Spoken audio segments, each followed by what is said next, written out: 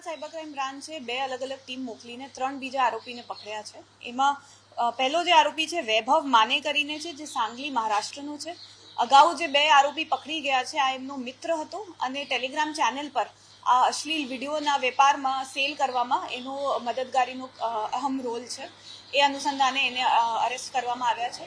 આ 2 જણ અને એની સાથે એક આરોપી જે વોન્ટેડ છે રોહિત સિસોદિયા કરીને, આ 3 જણની ટોળકી હતી જે આ સીસીટીવી હેક કરીને એમાંથી વિડીયોઝ લઈને એમાંથી કન્ટેન્ટ ક્રિએટ કરતા હતા, જે પછી આ લોકો ટેલિગ્રામ ચેનલ અને યુટ્યુબ ચેનલ પર વેચવા માટે મૂકતા હતા। તો આ એમનું પ્રથમ રોલ હતું। આ લોકોએ પહેલાં તો યુટ્યુબ અને ટેલિગ્રામ પર વિડીયોઝ જોતા હતા, હેકિંગના વિડીયોઝ પણ હોય છે, પણ પછી એમને ટેલિગ્રામમાં એક વ્યક્તિ સાથે મિત્રતા થઈ હતી ટેલિગ્રામ આઈડી પરથી। એ આઈડી અને ગ્રુપ તો 2-3 મહિના પછી બંધ થઈ ગયું હતું, એટલે એની ડિટેલ્સ કંઈ હવે મળતી નથી।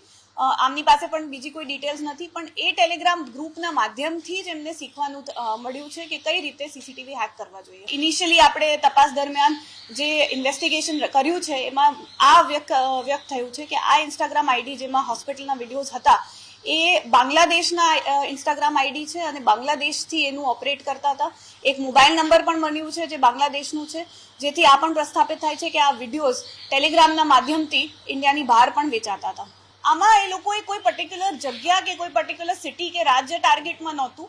આ લોકો ટૂલ્સના માધ્યમથી બધા સીસીટીવી હેક કરવાનો પ્રયત્ન કરતા હતા, જે વીક સિક્યોરિટી ફીચર્સ હોય અને આ લોકો બ્રૂટ ફોર્સ અટેક કરીને જેમાં સક્સેસફુલ થતા હતા એના આ લોકોને વિડીયો ફૂટેજ મળી જતા હતા। આગળ અમે તપાસ કરીએ છીએ કે બીજા કયા જગ્યાના આ લોકોએ સીસીટીવી લીધા છે।